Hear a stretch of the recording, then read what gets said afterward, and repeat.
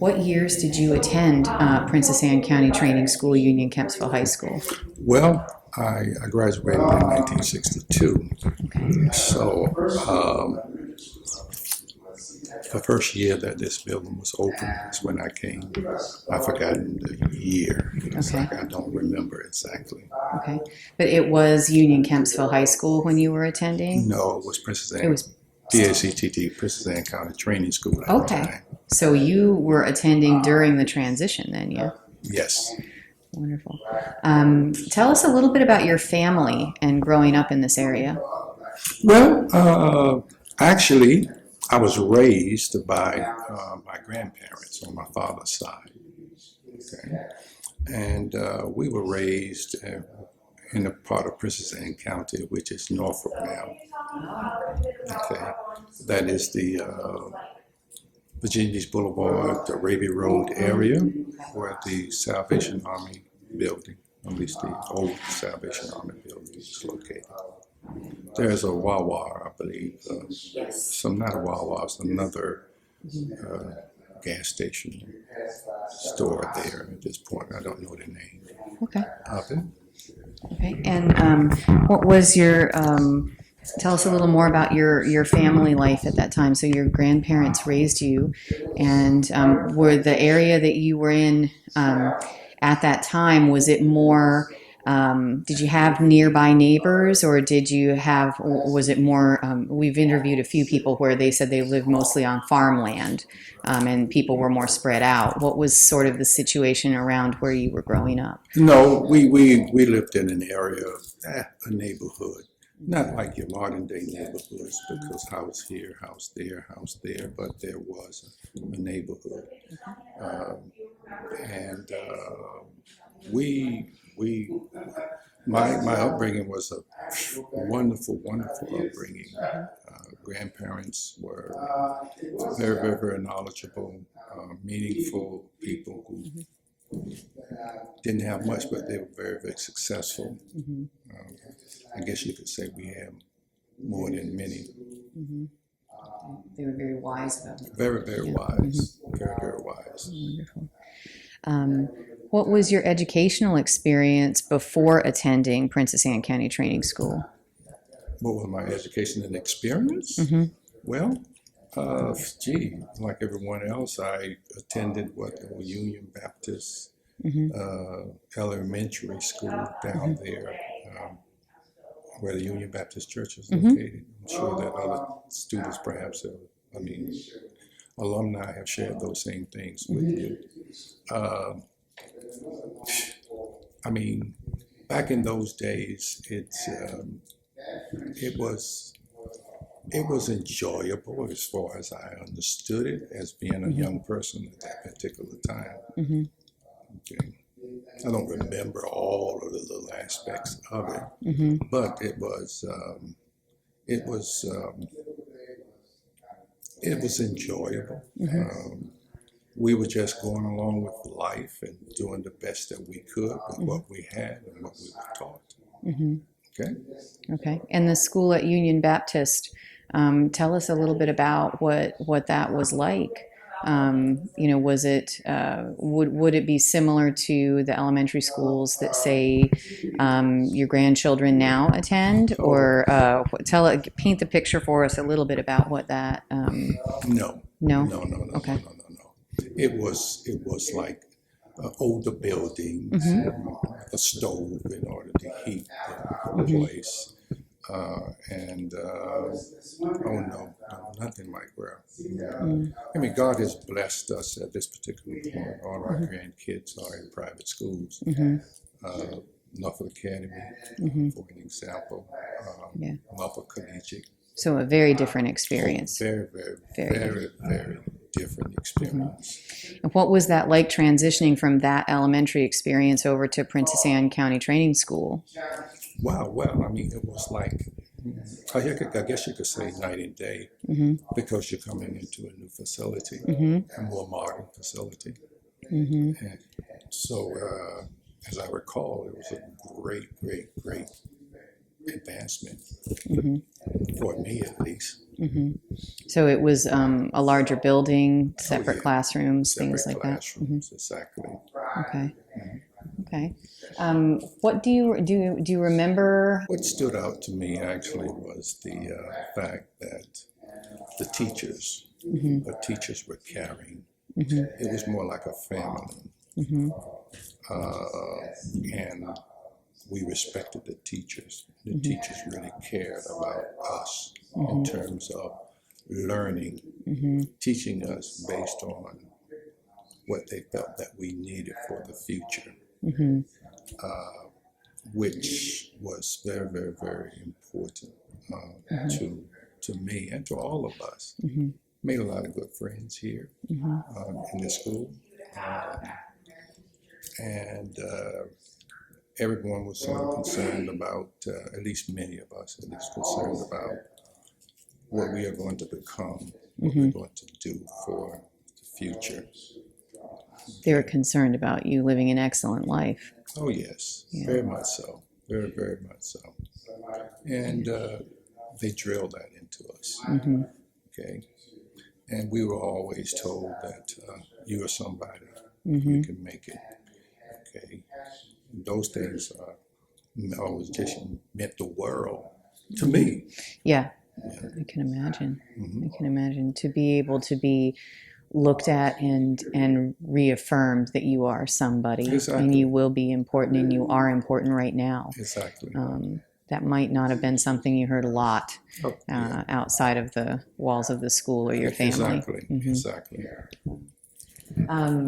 How did you get to school, and how long was your commute to get here? Oh, gee.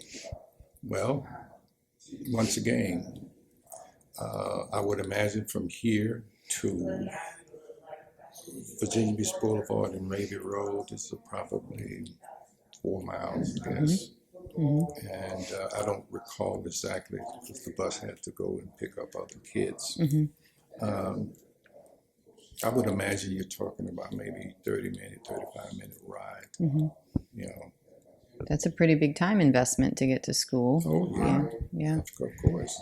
Why did you want to go to high school here at PACTS? Why? I mean, well, why? I mean, because hey, it to me it was mandatory. Mm-hmm. Okay. Mm-hmm. I mean, our grandparents. I mean, education is the key. Mm-hmm. You need education. You go to school. Mm-hmm. You learn. Mm-hmm. Okay. That was drilled into us. Yes. Typical day like in class here. When you got here off the bus, walk us through sort of your typical day of classes and friends and stuff.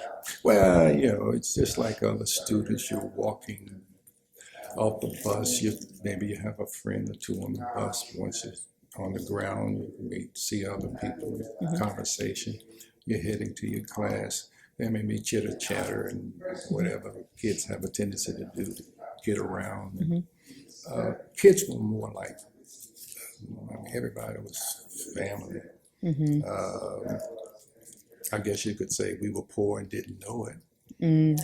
But we were rich. We were rich in terms of caring and fellowship, one for the other. Mm-hmm. All the things that really matter. Oh yeah. Yeah. Oh yes. Oh yes.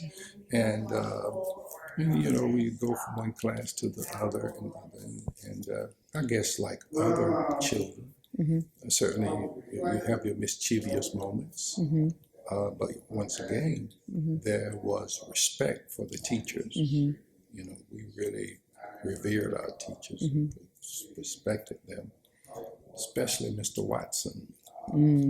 Tell us about Mr. Watson. Well, let me tell you, first of all, J.V. Balkins was the principal here for those years that I was here.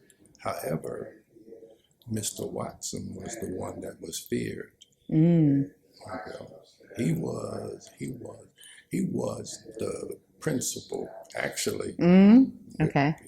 Because he was like maybe 6'6". Okay. Or so, and like kids do, maybe a little ruckus or something down the hallway, and he would stand in the hallway and look, peep, And that was it. That was it. Oh, yes. He had presence. He had, oh, listen, he had presence. Wow. And very outgoing. All of the teachers were caring. Oh, gee.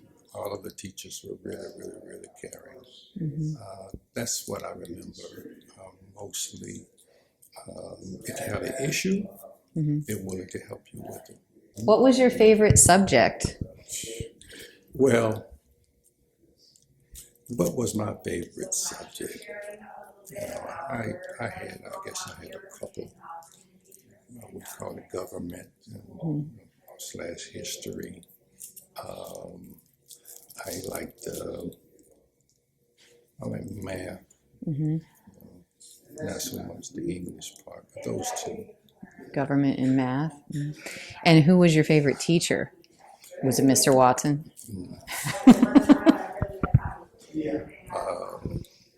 There was a teacher, Miss Raspberry.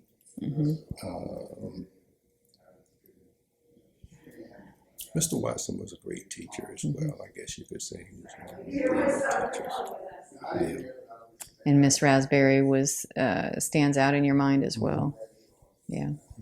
What was it, do you think, that made them really stand out above all the others? You know, every person has its own unique personality, and that, to me, it was just how she just cared and showered over herself, over her kids. You know, and it was important. Again, I cannot put enough emphasis on this. Is that you learn. Is that you learn. You learn. Okay? No matter. Always remember, going back to what I said earlier, you're somebody. You have worth. Okay? You can achieve. And keep moving forward. Yes. Those are the kinds of things. A brighter day is coming. See? What was life like for teenagers in Princess Anne County at that time, especially when you were not in school? Well, you know, those in Princess Anne County at that time, even in the midst of segregation, it wasn't. I mean, we had fun. We enjoyed ourselves. You know, You found ways to be typical teenagers. Listen, Yeah. oh yeah. I mean, it wasn't like, you know, we fenced in, you know, or this, that, and the other. Oh no, we were a life I enjoyed growing up as a young man. Okay, because I had friends that we fellowship together, associated with, doing our little playing games, basketball, softball, and doing those kinds of things. When we got old enough, we would go to the beach during the summer and things like that.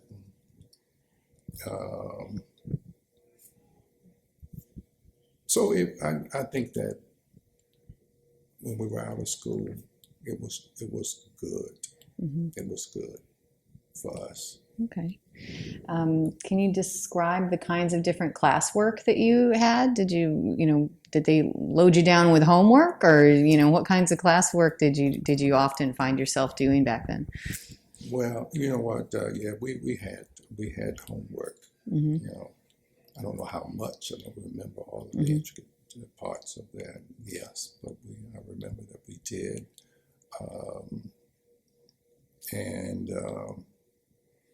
and some kids were more.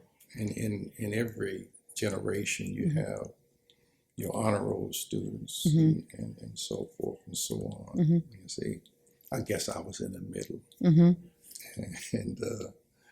but yet I had something instilled in me as I learned. You see, and I think that as you move around, everything is learning. Okay. And I was taught that by my grandparents. It's just you learn, because you can learn something and use it later. Know how to treat people, because when you do good, good will return to you. This is what I was taught, and all of those things was a carry over for us.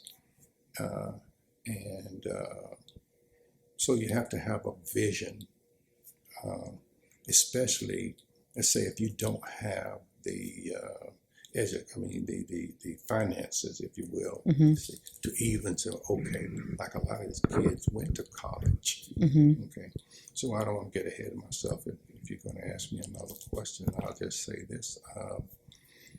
So when I graduated out of high school, my grandparents did not have the money to send me to college. Okay, however, I was always taught you can make it. Although I was always taught there is a way. So I graduated in June.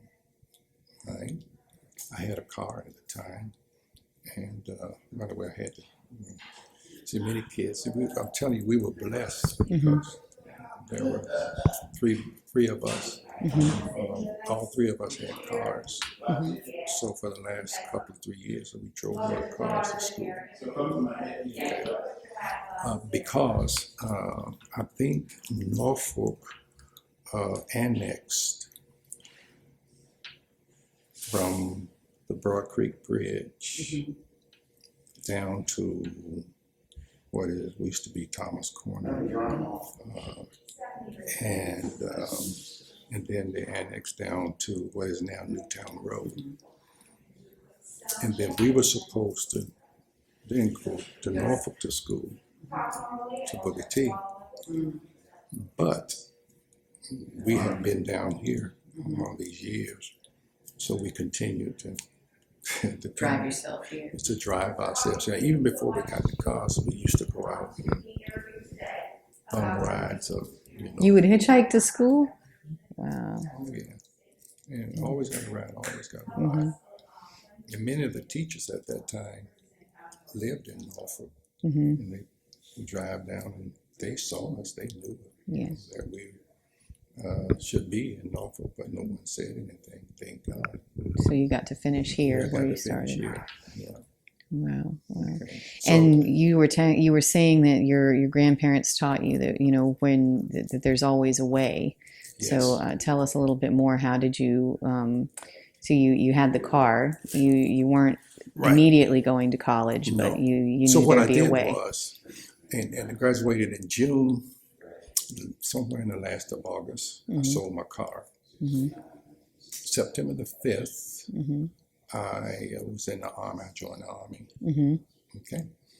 I spent 3 years in the Army, 2 years in Europe.